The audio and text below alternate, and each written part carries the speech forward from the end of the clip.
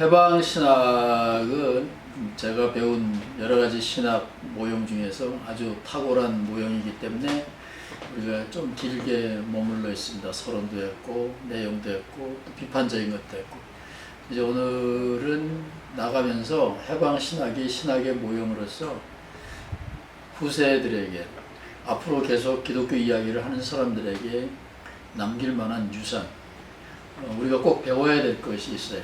그것을 짚고 넘어가려고 하고, 자세하게 얘기하려면 끝도 없지만 크게 네 가지를 짚고 넘어가려고 합니다. 신학 모형으로서 해방신학에 대해서 시비를 걸거나 반대할 사람들도 많이 있지만 이 네 가지는 우리 모두가 공감할 수 있는 그런 거라고 볼 수 있습니다. 첫 번째는 신학하는 사람들을 주체라고 보고 그 사람들이 하는 내용을 객체라고 본다면 출발점과 기결점이 주체, 신학하는 주체에게 있다는 거고, 두 번째는 탁월한 일관성을 보여줬고 그 일관성이 충분히 레디컬하여 기존의 신학의 틀을 바꿔야 되겠다라고 분명하게 말한 점.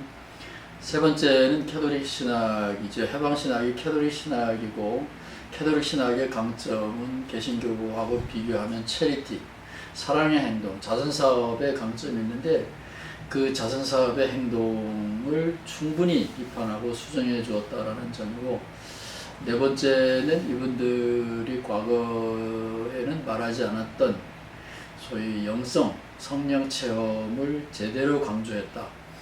이 네 가지를 지적하고 이것은 후세의 신학이 꼭 배워야 된다, 이렇게 말하고 싶습니다.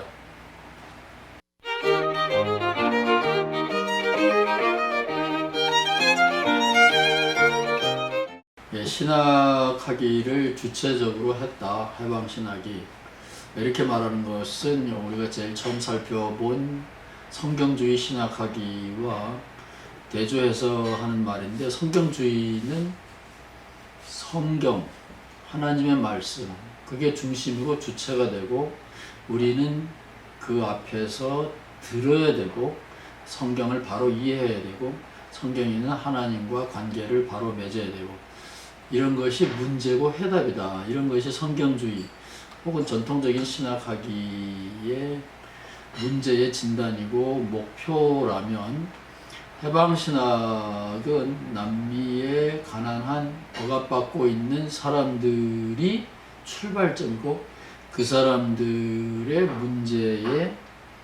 문제를 답하는 것, 이것이 기독교가 할 일이기 때문에 성경주의 신학하기와 비교한다면 신학의 주체, 중심이 남미에 억압받고 있는 가난한 사람들 자신에게 있습니다. 이것은 굉장히 중요한 변화이고요. 이 남미의 해방신학, 주체적인 상황 중심의 신학하는 사람들의 입장에서 본다면 저도 거기에 공감을 하기 때문에 말씀드리는 건데, 성경주의 신학하기는 성경 그 자체를 오해하고 있고 더 나아가서는 성경 이야기 자체를 모독하는 것이다. 저는 이렇게까지 말하고 싶어요. 왜냐하면 성경이 끊임없이 그 전 시대에 물려받은 전통에 대하여 비판을 계속해 나가고 있다. 상황이 달라지기 때문에 그것이 곧 기나긴 역사를 담고 있는 성경이 우리에게 보여주는 탁월한 강점인데, 성경주의 신학하기는 그와 같은 성경 내용의 변화무쌍한 역사적인 상황을 무시하고 성경이 고정되어 있는 책인 것처럼, 성경 안에 있는 하나님은 변하지 않는 하나님인 것처럼 전제하고 이야기했다라는 자체는 성경에 대한 오해고 성경에 대한 모독이라고 말할 수 있습니다. 성경은 하나님 이야기, 하늘 이야기를 하지만 성경의 내용을 깊이 들여다보면 성경은 하나님을 이야기하고 있음에도 불구하고 사람들의 이야기고 하늘의 이야기를 하고 있음에도 불구하고 변화무쌍한 이 땅의 구체적인 사람들, 땅의 이야기를 하고 있습니다. 그런 의미에서 해방신학이 오히려 성경 그 자체에 보다 더 접근해 있다, 감히 이렇게까지 말하는 것이 정확한 것이죠.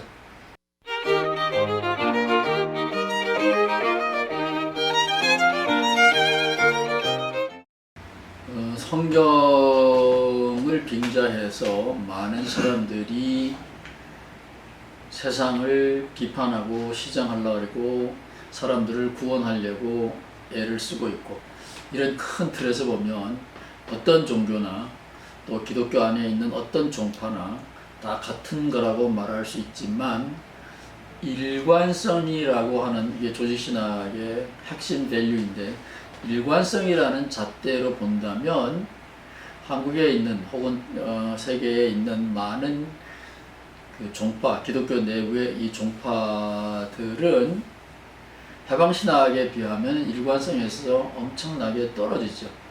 예를 들면 한국에서 해방신학과 가장 접근하고 있는 신학의 모형이 민중신학인데, 민중신학은 가난한 사람들의 아픔을 이야기하는 점에서는 해방신학하고 같지만, 가난한 사람들 혹은 힘이 없기 때문에 고통당하고 있는 사람들 입장에서 다른 문제도 이야기하고 있는가? 아닙니다. 해방신학은 그런 의미에서 굉장히 포괄적이고 일관성이 있는데, 민중신학은 지엽적이고 너무 구체적인 한 문제에 대해서 편향적이다, 이렇게 말할 수 있습니다.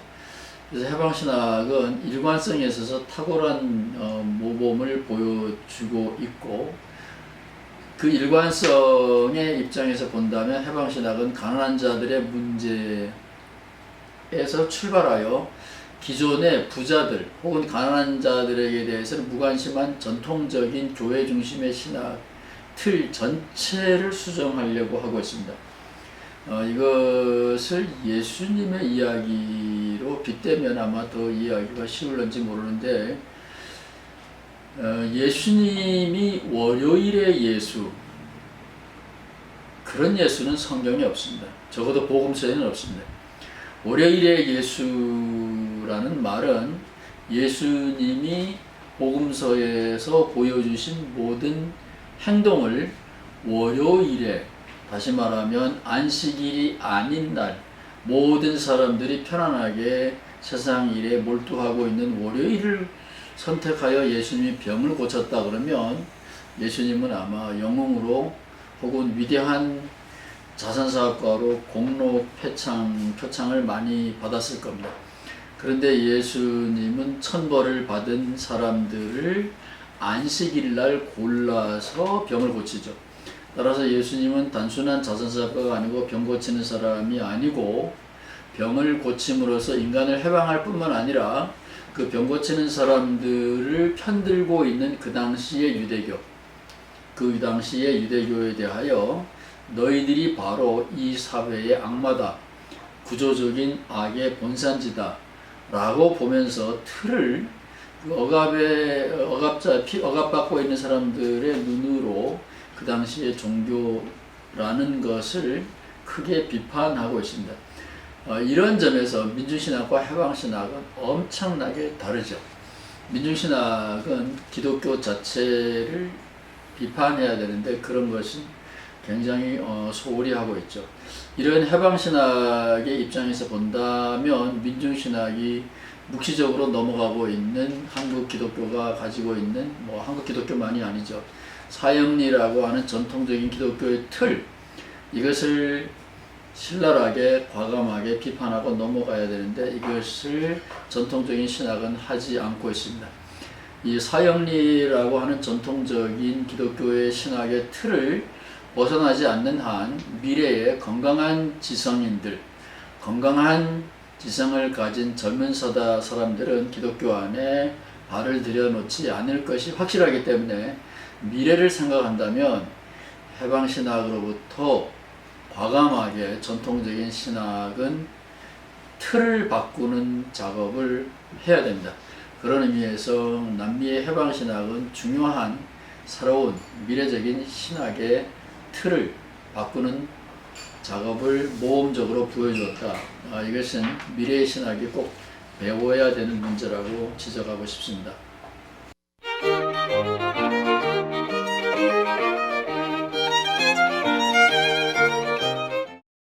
해방신학은 남미에는 더러 개신교인들도 있기 때문에 개신교 신학자들도 하긴 하지만, 남미의 주류가 캐톨릭을 배경으로 하고 있기 때문에 해방신학은 근본적으로 기본적으로 캐톨릭 신학입니다.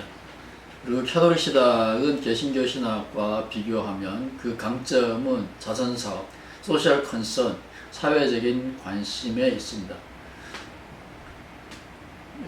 1세기 제1세계의 기성 캐톨릭 교회가 강조하고 있는 게 체리티, 가난한 사람, 불쌍한 사람들을 고치는, 돕는 자선사업 행위라면 남미의 해방신학은 근본적으로 막스의 사상을 받아들였기 때문에 체리티, 사랑의 프랙티스, 실천과 막스가 강조했던 프락시스를 구별합니다. 그런데 남미의 해방신학 자체도 이 체리티, 단순한 프랙티스와 프락시스를 크게 구분해야 되는데 그것을 충분히 강조하지 못했고, 그것은 오히려 여성신학이 많이 강조했다 이렇게 말할 수는 있는데, 오늘날 남미의 해방신학에서 꼭 배워야 될 것들 중에 하나가 체리티, 세상 사람들을 돕는 단순한 프랙티스, 영어로 말하면 프랙티스고 한국말로 하면 믿음의 실천이라고 볼 수가 있는데, 단순한 믿음의 실천, 행위와 막스가 말하는, 해방신학에서 말하는 프락시스는 엄청나게 다른데, 그런 차이점이 충분히 부각되지 못한 것, 이것은 우리가 앞으로 기독교 이야기를 할 때 배워야 되는 점이라고 말할 수 있습니다. 극단적으로 레디컬하게 말하고 싶은데요, 체리티는 프락시스의 입장에서 보면 위험한 행동입니다. 체리티를 하지 않으면 억압받고 있는 사람들, 구조적인 악 때문에 피해보고 있는 사람들이 언젠가는 끓는 주전자처럼 폭발할 수가 있는데, 그리하여 억압받고 있는 사람들이 분노하여 이 세상을 바꿀 수가 있는데, 조금씩 김을 빼는 작업을 하는 것이 바로 많은 사람들이 지금 하고 있는 복지 목회 혹은 자선적인 행동입니다.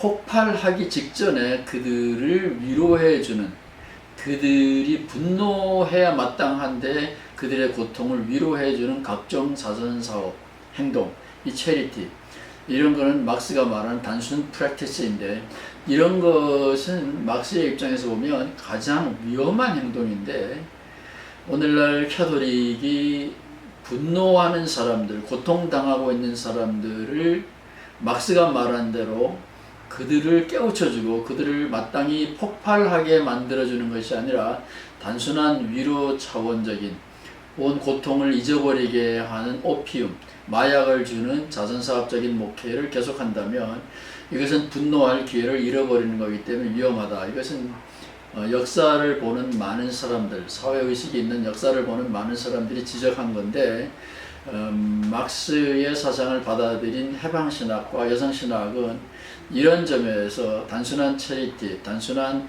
사랑의 실천과 구조악을 개선하는 프락시스, 단순한 프랙티스가 아니라 구조학을 개선하는 프락시스를 강조했던 막스의 정신을 이어받으려고 하는 이 점에서 남미의 해방신학에서 배워야 될 것, 강조해야 될 것은 앞으로 이 신앙의 실천에 관심을 두는 모든 신앙인들이 꼭 배워야 되는 점이다.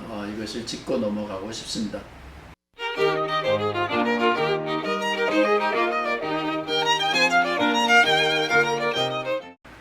해방신학이 초기에는 투쟁을 주로 말했습니다. 이야기로 알기 쉽게 설명하면 토레스라는 남미의 신부가 캐톨릭에서는 미사를, 예배 때마다 미사를 드리죠. 미사는 성찬식이고, 성찬식은 Thank you God, 한국말로, 영어로 말하면 그런 겁니다. 감사, 하나님 감사합니다. 그것이 유카리스트의 핵심인데, 토레스 신부가 어느 날 미사를 집전하다가 늘 눈이 마주쳐야 되는 교인 하나가 보이지 않기 때문에 어떻게 된 것인지 미사를 집전하고 나서 그 사유를 알아보게 되었습니다. 알아보았더니 자기 교인이 늘 참석해야 될 자기 교인 하나가 억압받고 있는 자본주의에 희생당하고 있는 동지들을 구출하기 위한 해방전선에 참여했다가 저격당했다라는 사실을 알게 되고 토렌스 신부는 이렇게 질문을 하지요. 불의한 사회에서도 내가 땡큐 갓 하고 천연덕스럽게 미사를 집전할 수 있느냐. 그래서 토렌스 신부는 자기 교인 친구와 마찬가지로 총을 들고 전선에 나가서 싸우다가 죽게 되고 이 이야기에서부터 결국은 해방운동이 신학운동으로 승화되지요.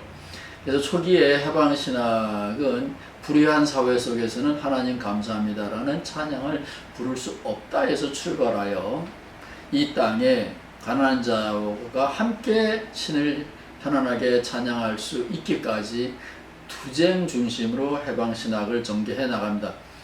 그런데 어느 날 갑자기 해방신학은 갑자기 영성, 스피리추얼리티라는 영성을 이야기하기 시작을 했고 이것을 저는 해방신학의 영성은 해방신학이 초기 신학을 승화 발전시킨 거라고 말하고 싶은데 유럽의 스킬레백스라고 하는 신학자는 이것은 해방신학이 타도하려고 하는 미국 자본주의와 결탁된 미국의 CIA는 미국 재무성 산하에 있습니다. 미국 재무성 산하에 있는 미국 CIA가 음모를 꾸며서 그 음모의 결과로 남미의 해방신학이 영성을 말하게 되었다라는 이런 문서를 제가 읽고 일리는 있겠다 싶습니다. 그 스킬레백스의 주장은 이런 겁니다. 매 10년마다 남미의 주교들이 모여서 신학적인 과제를 천명하는 주교회의가 있는데 해방의 영성을 이야기할 때는 약속된 10년째 모인 것이 아니라 11년째 남미 주교회의가 모였고 그 주교회의에서부터 해방의 영성을 이야기하게 되었다라는 겁니다.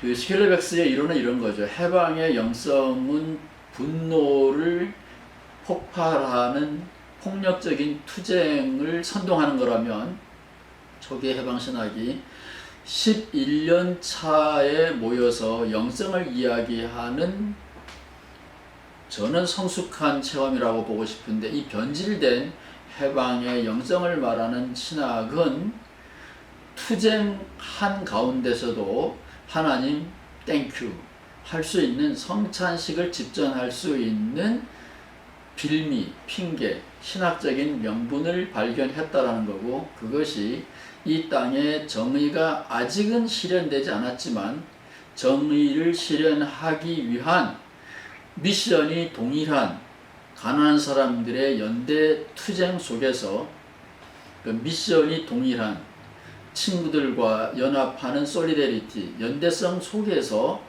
하나님 체험을 하게 되었다라는 고백입니다.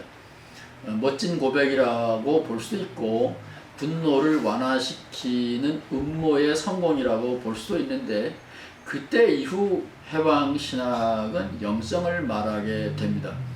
한국에는 이 영성이라는 개념이 캐톨릭의 개념인데 지금은 개신교 사람들이 더 많이 쓰고 있죠.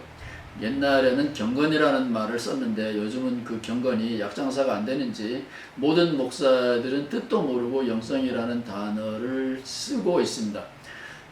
그래서 마치 영성을 이야기하지 않는 목회자들은 교인을 사랑하지 않는 사람인 것처럼 오해받을 만큼 영성을 많이 얘기하고 있고 기독교가 사람들에게 줄 수 있는 상품 과거에는 경건이고 과거에는 은총이었고 과거에는 구원이었는데 지금은 영성 이런 말을 무책임하게 많이 쓰는데 이것은 그 맥락을 잘 알고 써야 된다라고 봅니다.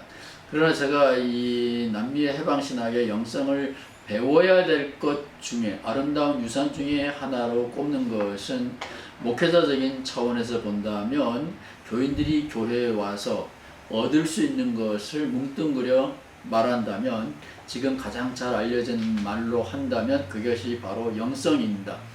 정통적인 유교의 언어로 말하면 마음의 평화이고요. 이것이 오늘날 알려진 익숙한 말로 하면 이게 영성인데, 그럼에도 불구하고 저는 이 해방신학이 투쟁 일변도에서 동일한 미션과 그 동일한 미션에 참여하고 있는 친구들의 솔리데리티, 연대성 속에서 성령 체험을 하게 되었기 때문에 영성을 이야기할 수 있다 라고 하는 이 성숙한 해방신학의 지표, 신학적인 그 개념에 대해서 저는 긍정적으로 봅니다. 이런 영성이 없이는 목회자들이 교인들에게 줄 수 있는 것이 없기 때문에 그렇습니다. 그럼에도 불구하고 저는 예수 르네상스를 이야기하면서 해방신학의 영성에 대해서 신랄하게 비판하고 목회자들에게 경고하고 싶은 게 있습니다. 예수가 없는 성령 체험, 예수가 빠진 영성 체험은 종교 장사요, 이것은 고도의 상업적인 상술에 불과하기 때문에 역사적인 예수, 사람이신 예수 이야기를 뺀 마음의 평화라는 약을 팔아먹는 것은 막스가 말한 대로 가난한 자에게 그 가난한 자의 고통을 망각하게 하는 오피움, 마약 장사와 다를 바 없기 때문에 대단히 위험한 것입니다. 따라서 예수 없는 성령 이야기는 곤란하죠. 한국에 들어온 초기의 기독교가 바로 세대 경륜주의라고 하는 성부시대, 성령시대, 성자시대 가고 지금은 성령시대다 라고 하는 세대 경륜주의 신학을 배경을 하고 있기 때문에 한국 사람들은 지금은 성령시대다 라는 말에 거부감이 없는데, 저는 그거에 대해서 이거는 이단적인 사고방식이라고 강력하게 말하고 싶습니다. 그래서 해방신학이 우리들에게 남긴 귀중한 유산은 영성을 말하지 않으면 교회는 죽은 교회다 라고 말하기까지 할 수 있는데, 그것은 긍정적으로 받아들이고 싶고, 영성은 좋으나 예수 없는 영성은 상업주의다 이렇게 경고를 덧붙여서 영성을 이야기하는 교회라야 된다 이렇게 말하고 싶습니다. 오케이, 수고하셨습니다. 네.